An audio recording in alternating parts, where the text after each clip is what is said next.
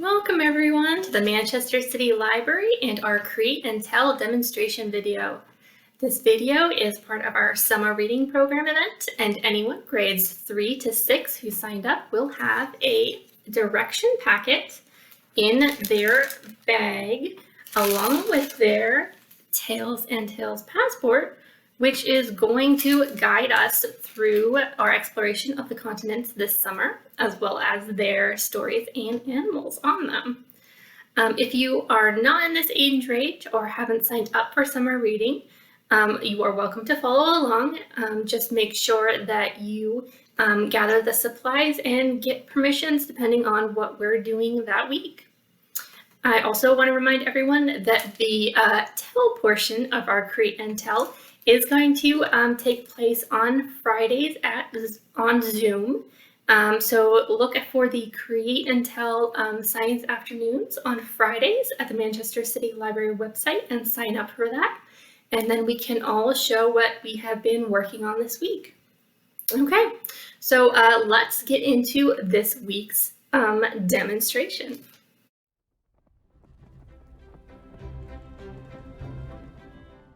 Hello everyone, and welcome to week 2 of our Create and Tell demonstrations. If you go ahead and look at our Tales and Tales passport, we are on week 2, which means we are visiting the North American continent, and I went ahead and put a little stamp there to show that that is where we are today. And we are going to be visiting the southwestern United States this week. So our Create and Tell demo is inspired by the weaving of the Hopi, or also known as the Pueblo, and the Dana people, also known as the Navajo. They both lived and still live in the southwest region of the United States, and they actually live together, and so the Dana learned from the Hopi how to weave. Although the Hopi, who were agricultural based, so they were farmers, they usually wove with cotton. Whereas the Dana people were more nomadic, so they moved around a little bit more, and they actually raised sheep. And so most of their weaving was done with wool. So we are going to look at weaving with a cardboard loom that is inspired by these native groups and their crafts. I do want to say that it is important to recognize the work of artists, especially when they do have cultural or religious significance. I'm hoping that doing this project together, inspired by these native nations, will give us a better appreciation of their hard work and history, and also allow us to enjoy a craft and make something beautiful along the way. Okay, so if you picked up your craft kit between June 28th and July 2nd at the Manchester City Library, then you may need tape, but otherwise you should be good to go. We also have our directions that are in our Tales and Tales summer reading bag if you want to follow along there as well. Okay, so let's go ahead and get started with our craft. All right, so we are going to start with our cardboard loom. If you picked up a kit from the Manchester City Library, this is going to be all set up for you. But basically it's a square rectangle of cardboard with notches cut in the top. These are about half an inch across, half an inch spaced here on both sides. And some thin, strong thread, which is going to be our warp thread, which I will explain in just a minute. And then we have our yarn. You should have, I think, about 2 colors, which is going to be our weft thread. Now we're going to start with the thin, strong thread. And like I said, this is our warp thread, and it is going to be what we thread the loom with, and then we weave onto. And it is thinner and stronger because this is what we're going to put a lot of the tension on as we thread. If you ever worn like a pair of jeans like blue jeans, and when they get worn down, and like you start to see like the white threads through the blue fabric. That is actually your warp threads, is what the fabric is woven on. So we're going to set up our loom with the warp threads. You're going to choose what side is going to be the back, and we're going to start there. So you're going to lay a tail of your warp thread and then put it through this first notch. And then you're going to put it across the front and through the first notch so it is straight. And then on the back, it's going to go to the second notch. So on the back, the warp threads are going to be like a little bit diagonal, whereas on the front, they are going to be straight up and down and parallel to each other. And we're going to continue that all the way across the board.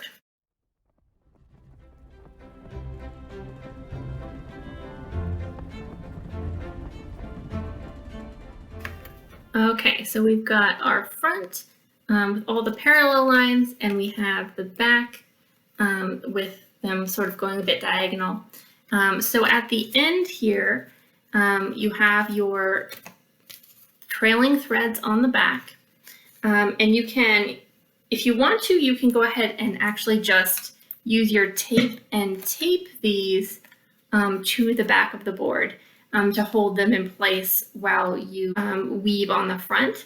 Or if you have enough string left over, you can tie them together.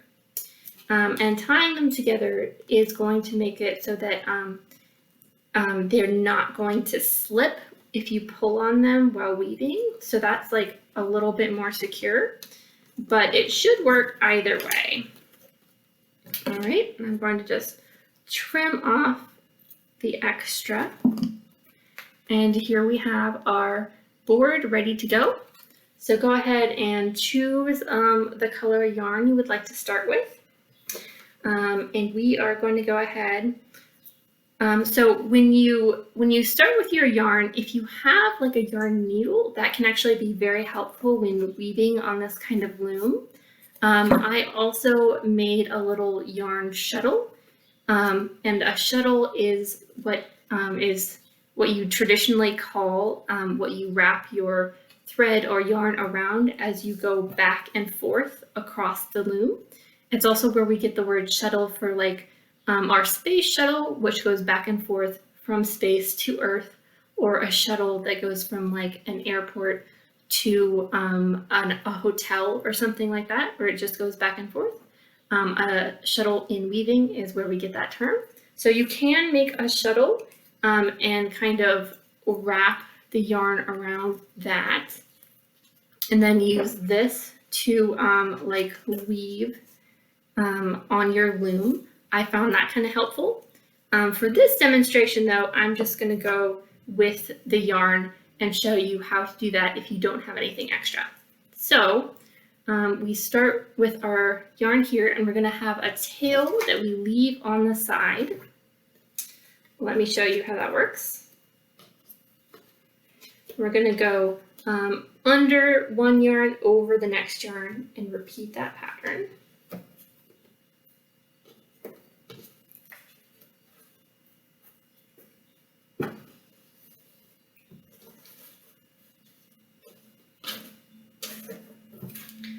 Okay, so here we go. We have the yarn going through. We have our little tail on the end, and we've woven under, over, under, all the way across.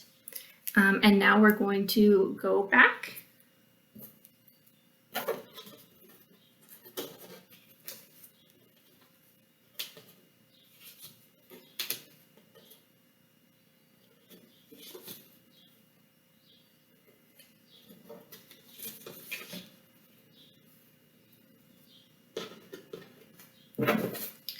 All right, so we've gone across. We have 2 threads. And when you pull, you want to be careful not to pull too much because if you do, you're going to end up with like an hourglass shaped weaving or like a triangle shaped weaving. So you just want to make sure that it goes across but you're not pulling too hard.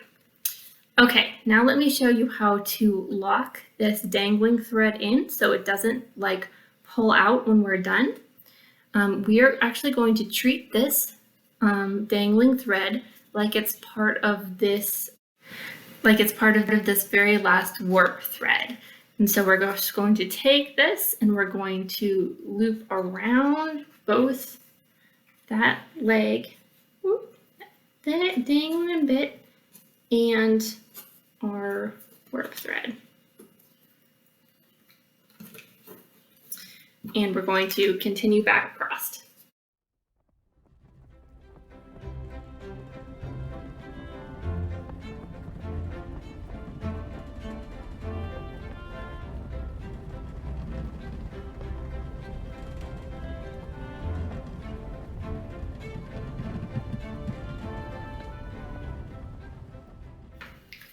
Okay, so now you can see that I've gone back and forth a couple times. We've built up a little bit of weaving. And here the dangling thread, the leg, is really nicely locked into our weaving, so that's not going to go anywhere. But let's just say that I've decided that this is as much of this color as I want to do. So I want to switch colors now. So I'm going to show you how to do that. I like to stop on the opposite side of where my other color started, just so that it kind of balances a little bit. I think it's a little bit easier to do it this way. So I'm going to leave this like yarn kind of dangling here. So you're going to pick your next color, or just if you just run out of the thread you're working with, you could do this with the same color if you just wanted to continue. But this is how you add in another bundle of yarn.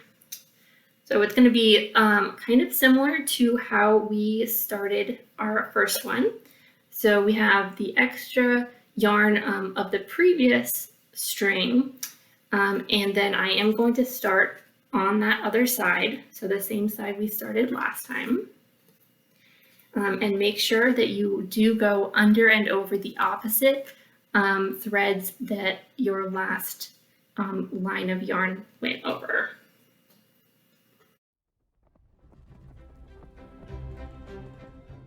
All right, so here is our first line, and like the previous time, I'm going to use this extra length and act like it is part of this warp yarn to lock it in place. And on this side, we're going to leave this first dangle, and we're just going to let that go, but we're going to pick up this one, which is the one we just started. And again, we're going to use that and treat it like it is part of that warp side on the warp yarn on the far side. And we're just going to continue back and forth, locking in those legs of the yarn with the warp. All right? Okay.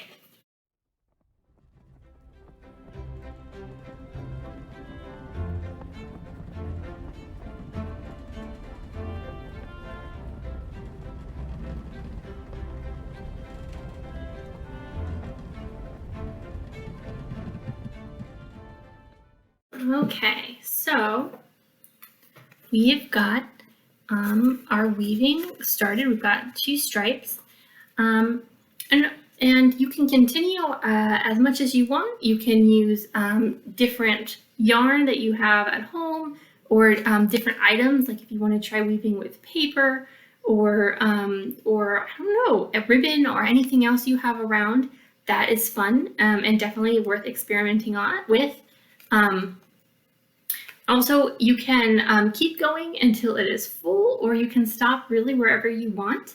Actually, I'm going to go ahead and show you how to take this off of the loom. So let's say that that I've been weaving for a while, and I was just like, you know what, I think that looks good, and I think I want to be done with this project. So what we're going to do is we are going to trim off the rest this here, I'm still going to leave a little bit of a tail so that it doesn't all come out while I am taking it off the loom. And what we're going to do is we're going to flip to the back, and we are going to go ahead and cut through kind of the middle of all of these ties on the back. Okay.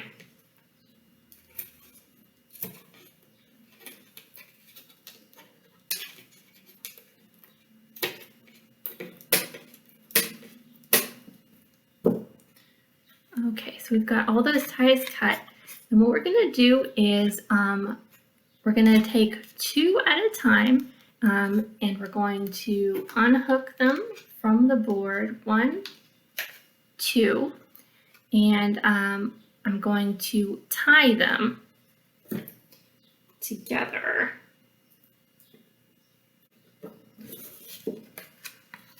Just like that, and we're going to do that actually on both sides, this side and then this side. All right.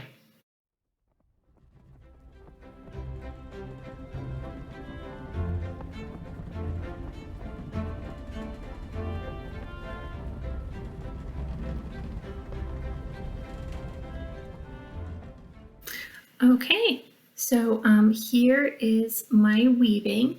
I'm going to trim off the dangling yarn.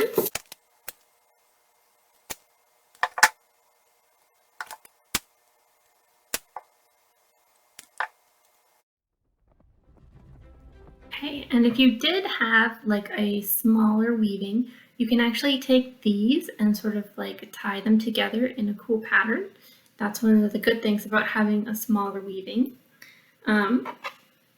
I've also finished out a larger one. So this is, if you do the entirety of the loom, you're going to have something that looks kind of like this.